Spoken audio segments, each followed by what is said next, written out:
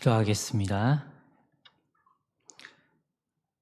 거룩하신 하나님, 이 시간 말씀과 기도로 하루를 시작하는 귀한 성도들이 있습니다. 사모하는 영혼을 만족시켜 주시고 말씀과 기도로 살아갈 새 힘을 공급하여 주시옵소서. 거룩하신 그리스도 예수님의 이름으로 기도드립니다. 아멘. 오늘 말씀은 고린도후서 12장 14절에서 21절 말씀입니다. 고린도후서 12장 14절에서 21절 말씀 다 같이 합독하겠습니다. 보라, 내가 이제 세 번째 너희에게 가기를 준비하였으나 너희에게 폐를 끼치지 아니하리라. 내가 구하는 것은 너희 재물이 아니요 오직 너희니라. 어린아이가 부모를 위하여 재물을 저축하는 것이 아니요 부모가 어린아이를 위하여 하느니라. 내가 너희 영혼을 위하여 크게 기뻐함으로 재물을 사용하고 또 내 자신까지도 내어주리니 너희를 더욱 사랑할수록 나는 사랑을 덜 받겠느냐. 하여간 어떤 이의 말이 내가 너희에게 짐을 지우지는 아니하였을지라도 교활한 자가 되어 너희를 속임수로 취하였다 하니 내가 너희에게 보낸 자 중에 누구로 너희 이득을 취하더냐. 내가 디도를 권하고 함께한 형제를 보내었으니 디도가 너희 이득을 취하더냐. 우리가 동일한 성령으로 행하지 아니하더냐. 동일한 보조로 하지 아니하더냐. 너희는 이때까지 우리가 자기 변명을 하는 줄로 생각하는구나. 우리는 그리스도 안에서 하나님 앞에 말하노라. 사랑하는 자들아, 이 모든 것은 너희 덕을 세우기 위함이니라. 내가 갈 때에 너희를 내가 원하는 것과 같이 보지 못하고 또 내가 너희에게 너희가 원하는 것과 같이 보일까 두려워하며 또 다툼과 시기와 분냄과 당짓는 것과 비방과 수군거림과 거만함과 혼란이 있을까 두려워하고 또 내가 다시 갈 때에 내 하나님이 나를 너희 앞에서 낮추실까 두려워하고 또 내가 전에 지은 죄를 여러 사람의 그 행한 바 더러움과 음란함과 호색함을 회개하지 아니할 때문에 슬퍼할까 두려워하노라. 오늘 말씀 제목은 덕을 세우기 위하여입니다. 바울은 이득을 취하기 위해 사역을 하지 않았습니다. 하지만 바울을 반대하는 자들이 바울이 교묘하게 일을 꾸며서 물질을 챙기려 한다는 거짓 소문을 퍼뜨렸습니다. 마치 바울이 불의한 자인 것처럼 바울을 비방하는 자들이 있었던 것입니다. 이런 일로 인해 바울은 부득이하게 자신이 어떻게 그리스도를 위해 수고했는지, 복음을 전하면서 어떤 고난을 받았는지 자랑할 수밖에 없었습니다. 바울의 자랑은 자기 자랑이 아니라 예수님 자랑이었습니다. 그래서 자신의 약함 또한 드러낼 수 있었습니다. 그 내용이 10장부터 기록되어 있습니다. 13장에서는 자신이 셋째 하늘을 경험한 것을 조심스럽게 말하고 육체의 연약한 부분까지 언급합니다. 이렇게 자신의 이야기를 하다가 혹여나 스포트라이트가 자신에게 비춰질까 그것을 두려워했습니다. 6절에 보면 내가 만일 전하고자 하여도 어리석은 자가 되지 아니할 것은 내가 참말을 함이라. 그러나 누가 나를 보는 바와 내게 듣는 바에 지나치게 생각할까 두려워하여 그만두노라.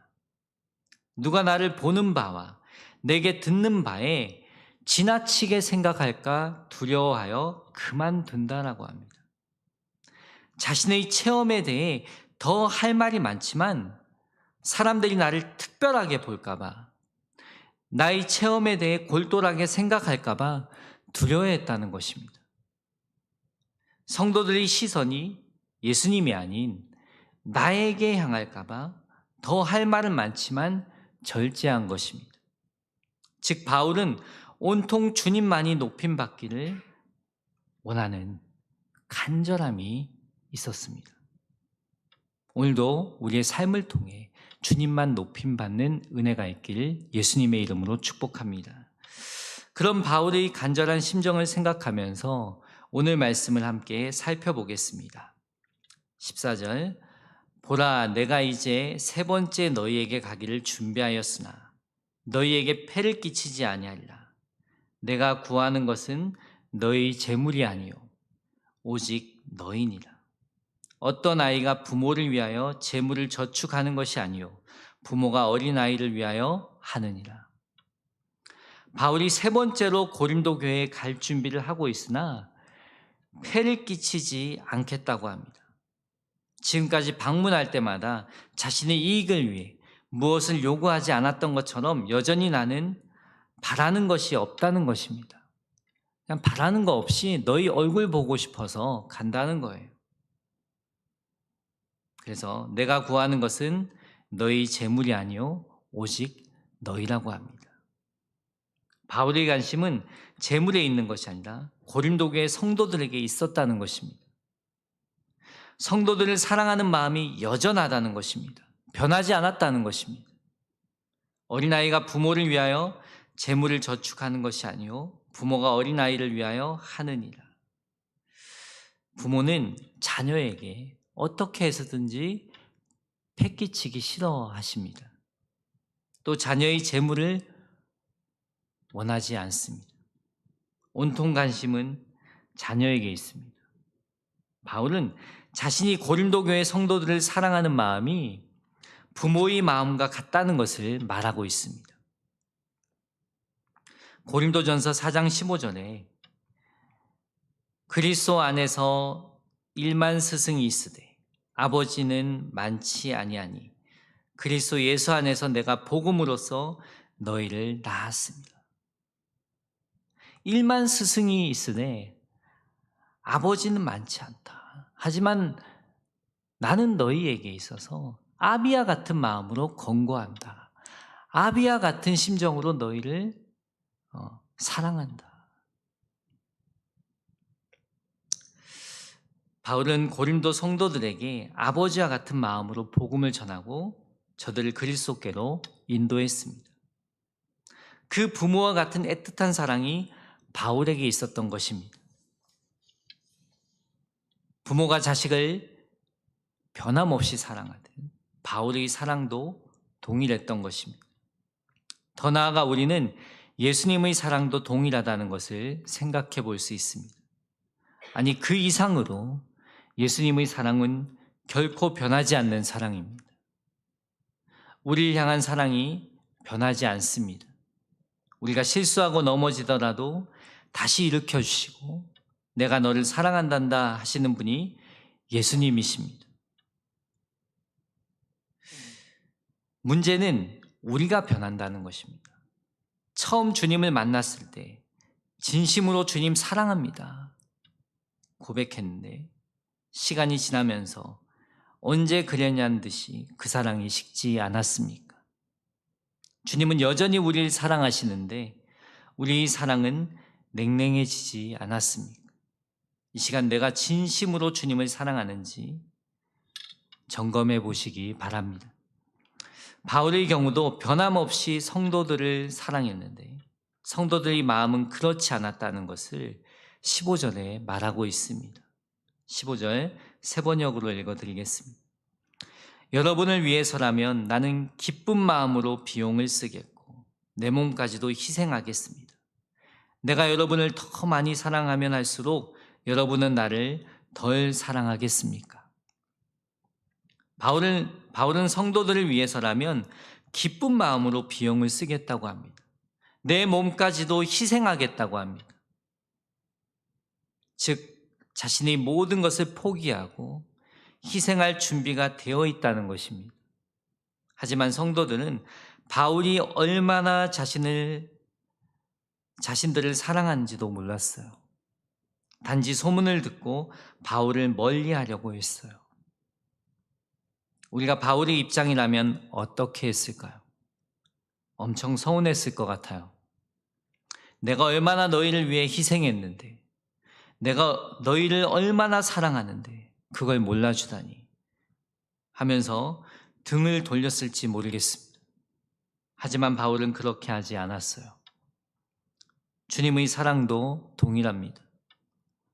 우리가 어떤 죄를 지었는지, 어떤 사고를 쳤는지, 어떤 마음을 갖고 주님 앞에 무릎 꿇든지 동일한 사랑으로 품어주십니다.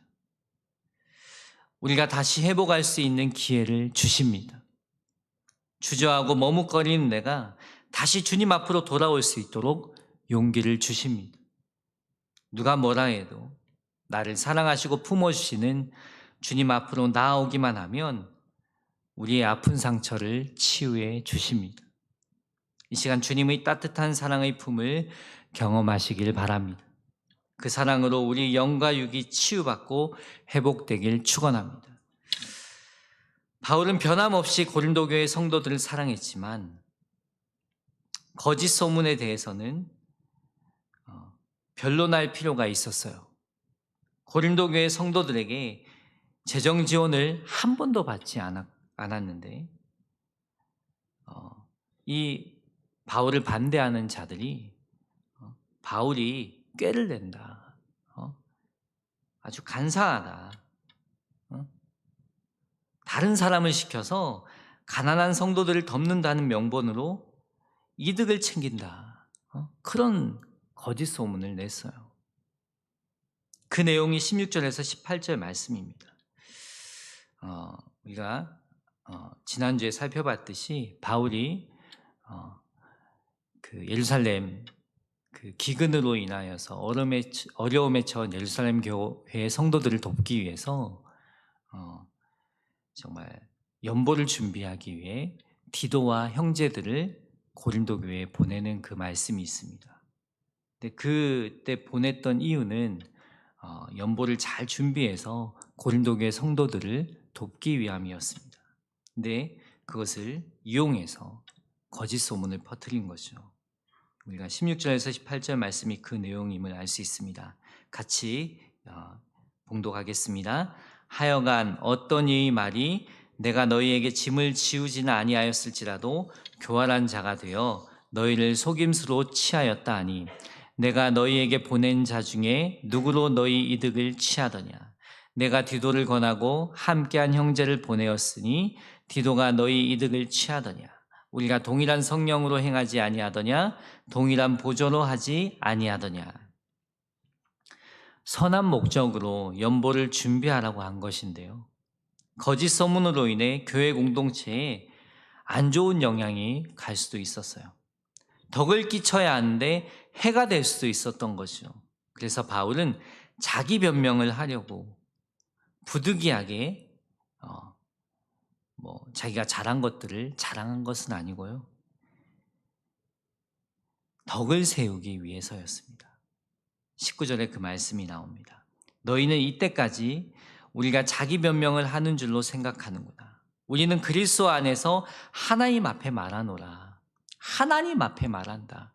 하나님 앞에 나의 진심을 말한다는 거예요. 사랑하는 자들아, 이 모든 것은 너희 덕을 세우기 위함이니라. 선한 목적으로 한 사역이 도리어 하나님 영광을 가리면 안 되잖아요. 그래서 자신의 사역과 경험을 이야기할 수밖에 없었던 것입니다. 우리는 무엇을 하든지 덕을 끼치는 사람이 되어야 합니다. 나는 옳다고 생각하며 말하고 행동하지만, 어떤 일을 결정하지만 나 때문에 누군가가 상처받고 교회 공동체에 해가 된다면 중단해야 합니다. 교회에 덕이 안 되는 악성 루머가 퍼지고 있다면, 그래서 그 소문을 내가 들었다면 거기에 대해 말을 덧붙이는 것이 아니라 침묵하고 먼저 기도하는 것이 필요합니다. 그래야 교회에 해가 되지 않고 덕을 세우는 그런 일을 할 수 있습니다. 그래서 어떤 소문이 들려질 때 먼저 기도하는 저와 여러분이 되기를 소망합니다. 우리 삶을 통해 그리스도가 드러나야 하는데 축복의 통로된 삶을 살아가고 있습니까? 이 새벽 나의 삶을 점검해 봅시다. 주님, 나의 삶을 통해 그리스도가 드러나길 원합니다. 덕을 세우는 삶을 살게 하소서 기도하는 시간 되시기를 축원합니다. 20절에서 21절 말씀은 세 번역으로 읽어드리겠습니다. 내가 두려워하는 것은 내가 가서 여러분을 만나볼 때에 여러분이 혹시 내 기대에 어긋나지 않을까 하는 것과 또 내가 여러분의 기대에 어긋나지 않을까 하는 것입니다. 또 여러분 가운데 싸움과 시기와 분노와 경쟁심과 비방과 수군거림과 교만과 무질서가 있지나 않을까 두렵습니다. 내가 여러분에게 다시 갈 때 여러분 때문에 내 하나님께 내가 부끄러움을 당하지나 않을까 걱정이 됩니다. 또 내가 전에 죄를 지은 많은 사람들이 스스로 행한 부정함과 음란함과 방탕함을 회개하지 않는 것을 보고서 슬피 울게 되지는 않을까 걱정이 됩니다. 바울은 고린도 교회 성도들이 신앙적으로 성숙하고 성장해 가길 원했는데 여전히 덕이 안 되는 모습으로 살아갈까 봐 심히 두려워했습니다. 20절과 21절에 두려움이라는 표현만 4번 반복됩니다. 저는 이 말씀을 묵상하면서 우리가 두려워해야 할 것이 무엇인가 생각해 보게 되었습니다. 물론 이 말씀, 20절, 21절 말씀과 연관되지 않을 수도 있습니다. 근데 이 두려움에 대해서 생각해 보게 하셨어요. 우리가 두려워하는 것 중에 하나는 나의 죄가 드러나는 것에 대한 두려움입니다.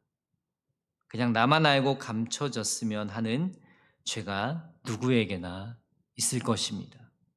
이 죄의 두려움으로부터 벗어나게 하시는 분이 누구이십니까? 하나님이십니다. 예수님을 이 땅에 보내신 목적은 죄의 두려움에서 벗어나게 하기 위해서입니다. 예수님께서 십자가에서 우리의 죄를 담당하신 것은 죄의 속박에서 벗어나 참 자유를 주시기 위함입니다.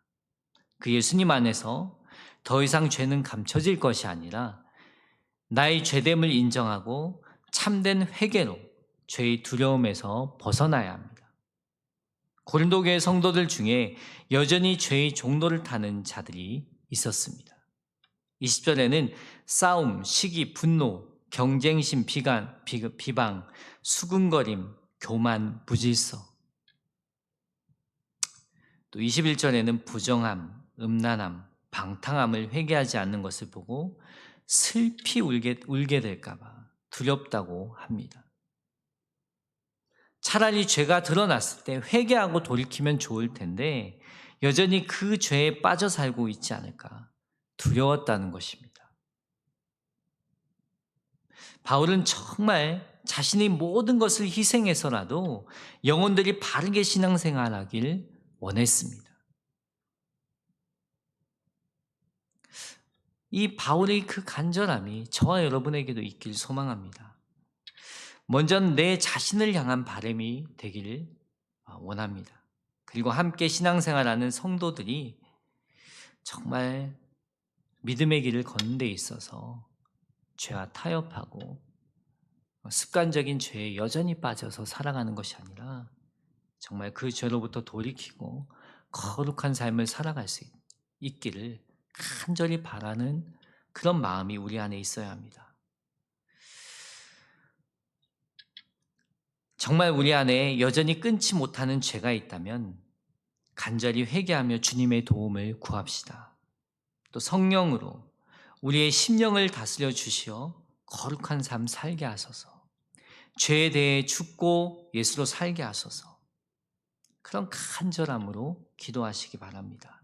또 정말 우리 주변에 죄로 인해 고통당하고 정말 여전히 그 죄의 문제를 해결하지 못하고 살아가는 성도들이 생각한다면 그 간절한 바람만큼 우리는 간절하게 기도할 수 있습니다. 중보할 수 있습니다. 이 새벽 그런 기도를 하나님께 올려드리시기 바랍니다. 그리하여서 주님 안에서 죄로 인한 모든 두려움이 사라지는 은혜를 경험하시고 정말 주님의 십자가 사랑 안에서 참 자유를 누리는 은혜가 있길 예수님의 이름으로 축복합니다. 다 같이 기도하겠습니다.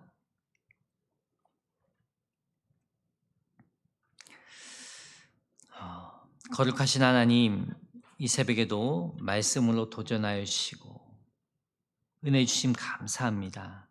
각자의 자리에서 말씀을 묵상하며 기도할 때 말씀의 감격과 깊이가 더해질 수 있도록 성령님 역사하여 주시옵소서. 우리를 변함없이 사랑하시고 용납하신 주님 앞에서 여전히 끊어지지 않는 죄의 문제가 있다면 주님 앞에 다 고백하며 회개하게 하여 주시옵소서.